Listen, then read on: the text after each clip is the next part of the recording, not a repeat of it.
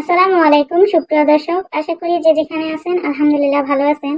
আজকে আমি আপনাদের সাথে শেয়ার করব রেস্টুরেন্ট স্টাইলের চিকেন চিজ পাস্তা। এই পাস্তাটা কিন্তু আমরা বাসায় অল্প কিছু উপকরণ দিয়ে তৈরি করে নিতে পারি। এটা খেতে কিন্তু দারুণ মজা। এটা একবার হলো বাসায় বানিয়ে খাবেন, অবশ্যই ভালো লাগবে। চুলায় আমি একটি প্যান বসিয়ে পানি গরম করে নিয়েছি আর দিয়ে দিচ্ছি 1 চা-চামচ লবণ, 2 টেবিল চামচ সয়াবিন তেল। দিয়ে এটাকে ভালোভাবে বলক আসলে দিয়ে দিব পাস্তা। আমি এখানে 6 কাপ পাস্তা নিয়েছি।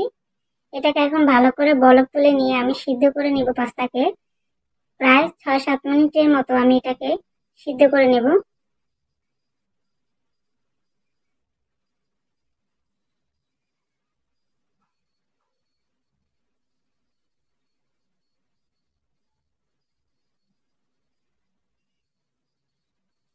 এই তো আমার এটা কিন্তু মোটামুটি 100% থেকে 70% সিদ্ধ হয়ে গেছে। এই পর্যায়ে আমি এটা উঠিয়ে নেব, চুলাটা অফ করে ছেঁকে নেব একটি ছাঁকনি দিয়ে। আর আমি চুলায় প্যান বসিয়ে দিয়ে দিয়েছি 4 টেবিল চামচ সয়াবিন তেল। দিয়ে দেবো 3-4 চামচ বাটার, দিয়ে এটা আমি তেলের সাথে ভালোভাবে মিশিয়ে নেব। বাটারটা দিয়ে পাস্তা তৈরি করলে পাস্তাটা খেতে ভালো লাগে। কেউ চাইলে এখানে বাটারটা স্কিপ করে দিতে পারেন, তেল দিয়েও রান্না করতে পারেন। আর দিয়ে দিব কিছু রসুন কুচি, দিয়ে এটাকে কিছুক্ষণ ভেজে নেব।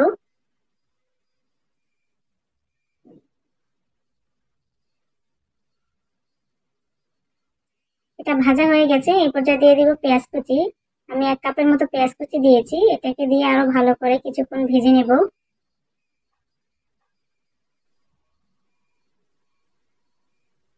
এ পর্যায়ে দিয়ে দিব কিছু কাঁচামরিচ, আমি মাঝখান দিয়ে কেটে দিয়েছি কাঁচামরিচ গুলো, দিয়ে এটাকে কিছুক্ষণ ভেজে নেব।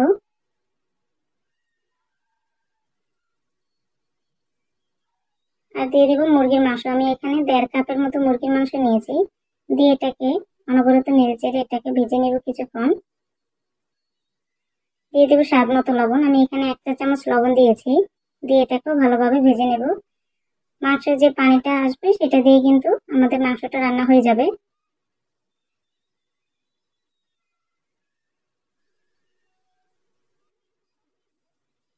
যেটা কিছুটা ভাজা ভাজা হয়ে গেছে, এই পর্যায়ে দিয়ে দেবো আদা রসুন বাটা। দিয়ে এটাকে ভালোভাবে মিশিয়ে নেব। এটা দিয়ে আমি কিছুক্ষণ রান্না করে নেব, তাহলে আদা রসুন বাটার কাঁচা গন্ধটা থাকবে না। দিয়ে দিব গোলমরিচের গুঁড়া 1/2 চা-চামচ, চিলি ফ্লেক্স 1/2 চা-চামচ।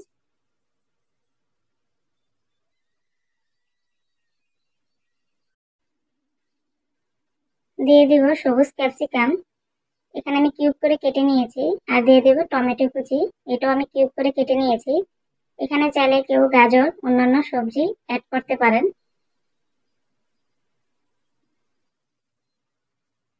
আর সয়া সস 1 চা-চামচ। দিয়ে এটাকে আমি কিছুক্ষণ রান্না করে নেব। আর দিয়ে দেব টমেটো সস, এখানে 3 টেবিল চামচের মতো টমেটো সস দিয়েছি।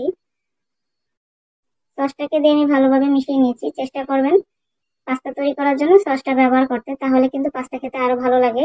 এটাকে বাদ দিবেন না। দিয়ে দিব সিদ্ধ করা পাস্তা, আমি এখানে অর্ধেক পাস্তা নিয়েছি।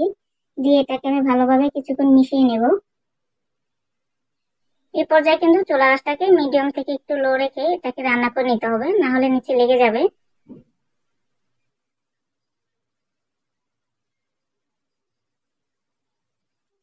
এখন দিয়ে দিব বাকি পাস্তাগুলো। দিয়ে এটাও ভালোভাবে আমি উল্টিয়ে পাল্টিয়ে মিশিয়ে নেব।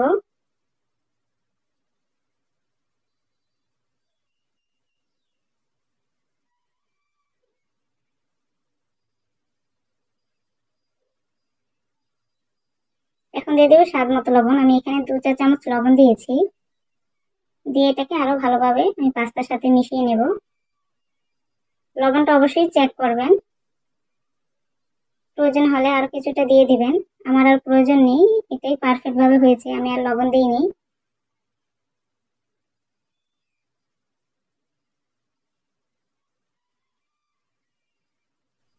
এ পর্যায়ে দিয়ে দিব চাট মশলা, আমি এখানে 4 টেবিল চামচের মতো চাট মশলা দিয়েছি।